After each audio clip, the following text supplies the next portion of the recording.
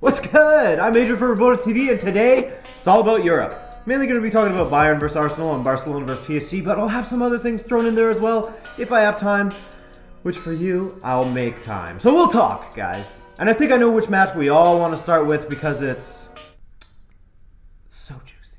So Bayern won.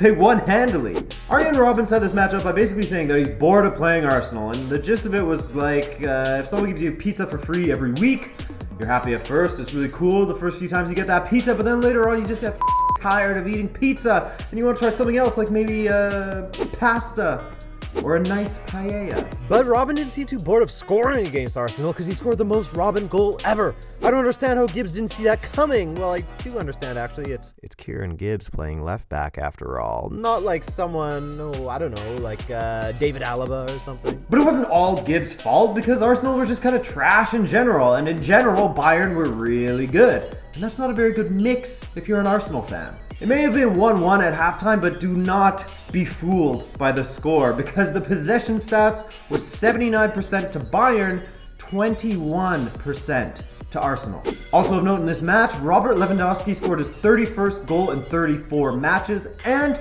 Bayern extended their home winning streak to 16 matches in the Champions League. And Francis Coquelin was the epitome of Arsenal's awful performance. He didn't win a single tackle while he was on the pitch, and he only completed 6 passes. What? I think at this point, Arsene has to go. There's no other choice really, and I would honestly love to see what someone else could do at Arsenal. I know for me, as far back as I can remember, he's always been the manager at Arsenal, so it'd be kind of cool to see someone else in charge. Plus, for his sake, I'd like to see what he can do at another club, maybe in Spain or in Germany, because I think that would suit him a little bit better. What do you think? Are you Wenger in or Wenger out? So from one beatdown to the next, let's stop talking about Arsenal's beatdown and start talking about the Barcelona beatdown. This match may be a historic one, guys, because we may have all just witnessed the worst match of Lionel Messi's playing career. That's what people are saying anyways, because he was bad. And he wasn't just bad, he was like Invisible Ozil bad. But Messi wasn't the only Barca player that had a bad day, as pretty much, well, the entire squad played like shit as they matched their heaviest defeat ever in the Champions League. Their last one was a 4-0 loss to, guess who? Bayern in 2013. Man, Munich are a bunch of bully boys, eh?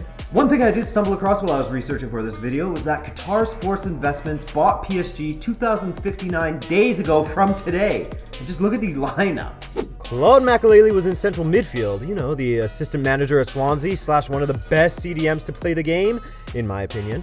Also, one of my fave football names was up front, Erdink.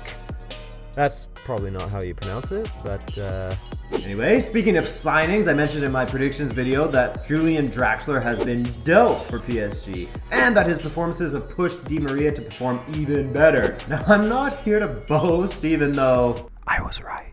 But Draxler has now scored on his debut in 3 separate competitions for PSG: Coupe de France, Ligue 1, and the Champions League. Now, I can't talk about the Champions League without giving some love to Luizão. Not really to Benfica in general, because they weren't great, and let's face it, if we didn't have Ederson, we probably would have lost that match to Dortmund, and if Aubameyang had actually showed up, not this imposter that showed up in his place, Dortmund probably would have won that match. But anyway, Luizão's achievement I cannot commend enough, especially in a time when players switch clubs more than Taylor Swift switches boyfriends. To get 500 appearances for one club, unheard of. And might I add that every single one of those 500 appearances has been a start? He's been at the top ever since he arrived at the club and has continued to be at the top every single time. If he's available, he's playing. So let's just give a round of applause for the big 36-year-old Brazilian who continues to kill it at Benfica and will continue to do it for 500 more appearances because he's going for 1,000, baby. He's gonna get it. And finally, let's go from the Champions League straight into the Europa League because there was some cool shit that happened in the Europa League.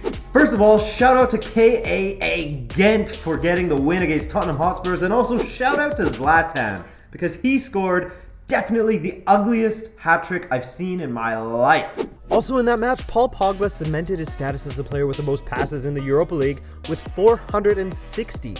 That's a lot of passes. And speaking of passes, Ander Herrera completed 81 in this match alone versus St Etienne. 89% pass accuracy, 5 tackles won, and 3 interceptions. Another United player who killed it in the match was Anthony Martial.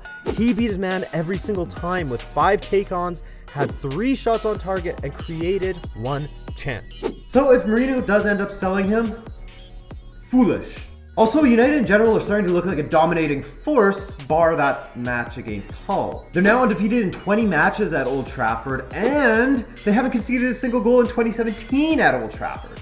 That is real nice. Know what else is nice? This video has been nice. It's been great talking to you guys, but I gotta get out of here because I got shit to do, like go to my real job. Thanks so much for watching, guys. If you haven't subscribed yet, please go ahead and do that.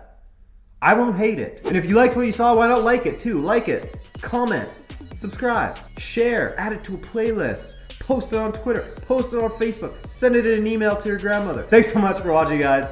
Peace!